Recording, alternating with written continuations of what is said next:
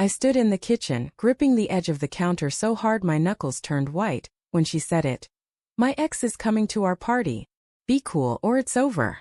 Her words hit like a punch I didn't see coming. I looked at her, my girlfriend of 2 years, her brown eyes steady but sharp, like she was daring me to argue. I swallowed the knot in my throat and forced a smile. I'll be cool, I said, my voice quieter than I meant. But inside my chest was a storm. I'm Jake, by the way. Just a regular guy, 29, working a steady job at a tech startup. Living in a small apartment with Mia. The woman I thought I'd marry someday. Life with her was good, great even. We'd spend Saturday mornings making pancakes, her laughing as I flipped them too early, batter splattering on the stove. We'd binge shows on the couch, her feet in my lap, my hand tracing circles on her ankle. It was simple, but it was ours. Mia was my home. The kind of person who could light up a room with her laugh or break your heart with a single look. I loved her. God, I loved her. But then this party came up. Our 3rd anniversary was in a week, and Mia wanted to throw a big bash at our place to celebrate. I was all in, buying decorations, planning the playlist, even sneaking her favorite wine into the cart. It felt like us against the world, planning something special. Until 2 days ago when she dropped the bomb about her ex, Ryan. Ryan. Just saying his name in my head tasted bitter. Mia dated him for 3 years before me. She'd mentioned him in passing. A high school sweetheart who became a college fling, then fizzled out. She always said it was nothing, that they were better as friends. I believed her. Why wouldn't I? But the way she brought him up this time, so casual yet so firm, made my stomach twist. He's in town and I invited him. It's not a big deal, Jake. Just be cool. Her tone had an edge, like she was warning me not to make it a thing. But it was a thing. I could feel it. The day of the party, our apartment was buzzing. Fairy lights draped over the windows, music thumping softly, friends spilling in with bottles of beer and cheesy grins. I played the good host, cracking jokes, refilling drinks, but my eyes kept darting to the door. Every time it opened, my heart jumped, waiting for him. Mia was across the room, laughing with her best friend, Tara, her red dress hugging her curves. She looked happy, but I noticed her glance at her phone too often, her fingers tapping nervously. Then he walked in. Ryan. Tall, broad-shouldered, with a smile that screamed confidence. He hugged Mia like it was nothing, his hand lingering on her back a second too long. I stood by the snack table pretending to rearrange chips, but my chest burned. She introduced him to everyone, her voice bright, like he was just another guest. When she brought him over to me, I forced a handshake, my grip tighter than it needed to be. Good to meet you, man, he said, his eyes scanning me like he was sizing me up. Yeah, you too, I muttered, hating how small I felt. The night dragged on and I tried to be cool like she asked. I laughed at the right times, poured drinks, even made small talk with Ryan about his job, some finance gig in Chicago.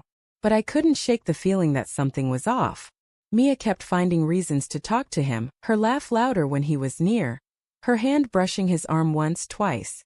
I told myself I was paranoid, that I was reading too much into it. But then I saw it.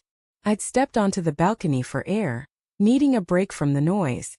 Through the glass door I saw Mia and Ryan in the corner of the living room, away from the crowd. She was leaning in, her face serious, his hand on her elbow. They were whispering, their heads close, like the rest of the world didn't exist. My heart pounded so loud I thought it'd burst. I pushed back inside, weaving through people, my mind screaming for answers. Hey, I said, my voice sharper than I meant. They pulled apart, Mia's eyes wide like she'd been caught. Everything okay? I asked, staring at her, then him. Ryan smirked just a flicker before saying, yeah man, just catching up. Mia nodded, too quick, her smile forced. It's fine, Jake. Just talking. But her voice trembled and I knew she was lying. I didn't make a scene. I couldn't.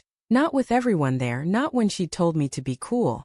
But the rest of the night I was a ghost, moving through the party, my mind stuck on that moment. When the last guest left and it was just us, I couldn't hold it in anymore. Mia, what was that with Ryan?